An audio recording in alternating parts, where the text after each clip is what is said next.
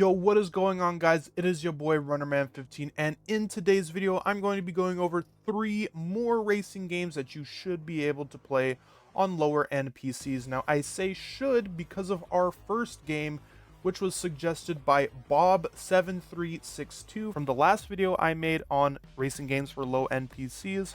I am talking about the game CarX Drift Racing. Now CarX Drift Racing, as it says in the name, is a drift racing game developed by CarX Technologies, who have also developed the mobile racing game CarX Street, which should hopefully get some kind of PC and console port soon, but we'll see. CarX Drift Racing features a mix between simulation and arcade drifting due to there being some drifting assists in the game that can make it easier to drift or more realistic. The game also features a lot of car customization. There are performance upgrades, there are visual customizations, there are livery creators. There's also a custom map maker and a Steam workshop for the game. That way you can download custom maps as well. So all in all, a lot of content in this game, but let's get on to what actually matters for the video. How does it run on a lower end PC? Well, I tested it on my gaming PC, which is around the mid-range point in terms of performance and cost. I have a RTX 3060 graphics card with a Intel i5 11600KF CPU, and I was getting anywhere from around 70 to 80% GPU usage while playing on one of the beginning test tracks in the game. So this track, I should say, isn't super large, doesn't have a lot going on. There is a crowd in the middle of everything, but for the most part I was able to run the game at 144 FPS on max settings on this track. Only used around 70 to 80% of my GPU and around 30% of my CPU. So this game can be a little graphics intensive for most graphics cards, depending on what kind of graphics cards you have. So you might want to turn down your graphics settings if you want anything above 60 FPS. I tested one of the workshop maps from the Steam workshop. It was like a Japan toge drifting map. And on some parts of the map, I was actually seeing some FPS drops from anywhere from all the way down to 90 FPS, 110 FPS. I was seeing some FPS drops, and my graphics card was being maxed out in some parts of the map. However, if you do turn down your graphics settings, you should be able to get smooth, consistent frame rates. If you guys do have a lower end PC and you're looking to run this game at 60 FPS at max settings, you guys should be good. However, if you want to push that frame rate up any higher, you might have to turn down some of your graphics settings. All in all, this game is only $15 on Steam, so I highly recommend you guys check this game out. There's a lot to offer, especially if you like drift racing. However, for our next game, you shouldn't have any issues running it. That's because our next game is Burnout Paradise, which was suggested by a couple people. It was suggested by Dimebag505 and Ral0958. Sorry if I mispronounced anyone's name in this video. I'm very sorry if that happens.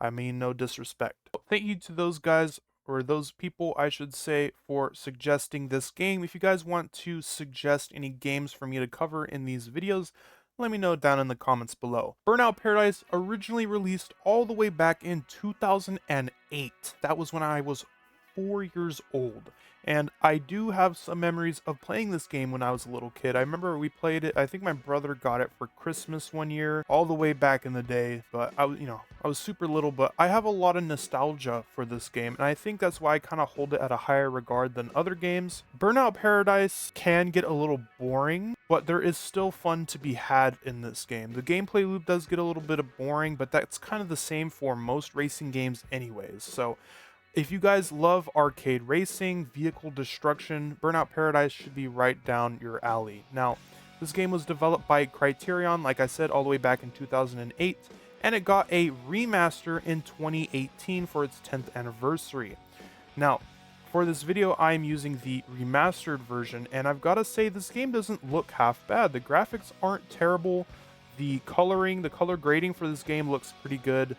Some of my only complaints are I do face some stutters while playing the game, some very minor stuttering here and there, and the anti-aliasing isn't that great. But other than that, this game runs good, and it barely uses any system resources. I was only using around 20 to 30% of my GPU and around 20% of my CPU. However, this game is locked to 60 FPS. If you guys want to unlock the FPS, you will have to download some mods for the game. Plus, higher FPS will kind of break the steering in this game, so I wouldn't even recommend increasing the FPS if you want to still, have an enjoyable experience. This game, for it being, I guess, somewhat kind of new, 2018, wasn't a super long time ago, even though it was a remaster of a game from 2008. That's why it's able to run well on most PCs. I can guarantee you, as long as your computer has a dedicated graphics card, you should be able to run this game no issue. Now, if you guys do experience any crashing, any major glitches or errors, I'd highly recommend checking out the PCGamingWiki's article for the game. It has some bug fixes, and it also can lead you in the right direction if you're looking to install some mods for the game. However, if you have the EA app version of Burnout Paradise Remastered, mods might not work for you. I tried using the mods. I have the EA app version. I wasn't able to get any mods to work. So that is all up to you guys if you want to mod the game, but I would highly recommend picking this game up if you can get it on sale. It is currently $20 on Steam, which for an older game, I'm kind of a cheap person myself. $20 isn't a lot of money, but at the same time, I would still wait for a sale. But this game is pretty fun. If you guys can pick it up for cheap, I'm sure you guys will have a good time, and you shouldn't have run into any issues when it comes to actually running the game. Now, for our final game for today's video, we have a little bit more of we have another older racing game. This time, this game was released in 2011. I'm talking about the game Dirt 3, which was suggested by Rao0958. So thank you for suggesting Dirt 3. They also suggested a game called Pure. I think it says Pure, and then in parentheses it says Quads. So I don't know what that game is. I didn't really look into it because I already had some other games, or I already had 2 other games chosen for this video, and I was originally going to do Dirt 3 anyways because I already have the game. I've played it a lot. But Rao0958 suggested it anyway, so I gotta shout them out, of course. Now, Dirt 3 is a arcade off-road racing game developed by the GOATs Codemasters. They've developed a lot of rally racing games and just other various racing games, as well as some FPS games, I'm pretty sure. So like I said, Dirt 3 is a off-road arcade racing game developed by Codemasters, and this game, since it is an older racing game, runs pretty well on my computer. I was only using around 40 to 50% of my GPU at 144 FPS and around 20 to 30% of my CPU at 144 FPS with max graphics settings. So for most people out there, this game should run perfectly fine. Even at, I would say, 120 FPS, most people with lower end PCs should be able to hit that. If you are unable to hit that, you can obviously lower your graphics settings, or you can play at 60 FPS. I chose 144 FPS because I have a 144 Hertz monitor, so that's why I'm testing these games at that frame rate. But if you're looking for like 120 FPS, 60 FPS, this game should run no problem. However, I do want to mention that one of the graphics settings actually broke my game. It is I think it's the anisotropic filtering setting or the anti-aliasing setting, one of those. Either way, I was on the 8x QCSAA, I think it's what it's called. Let's see. Yeah, 8x QCSAA broke my game. It might break yours. And pretty much what it did is it kind of just froze my screen. I could still hear the in-game sounds and my input still worked, but my actual screen was frozen, which was, obviously very weird.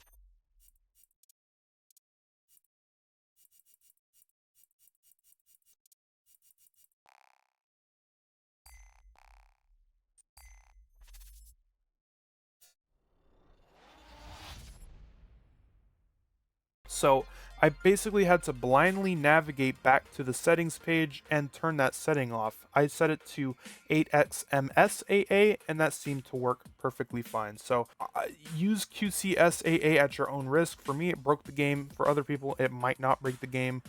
I'm not entirely sure what that even means, QCSAA. I'm not an expert you know, video game graphics, but I was running the game fine at 8x MSAA, and the game looks fine anyways. Also, if you guys want to enter a windowed mode, or if you are in windowed mode for the game and want to enter full screen, always remember there are no full screen settings for the game. Like, there's no windowed or full screen or borderless graphics option in the in-game settings, so you have to press Alt plus Enter to transfer between windowed and full screen mode. So very useful key combination to remember.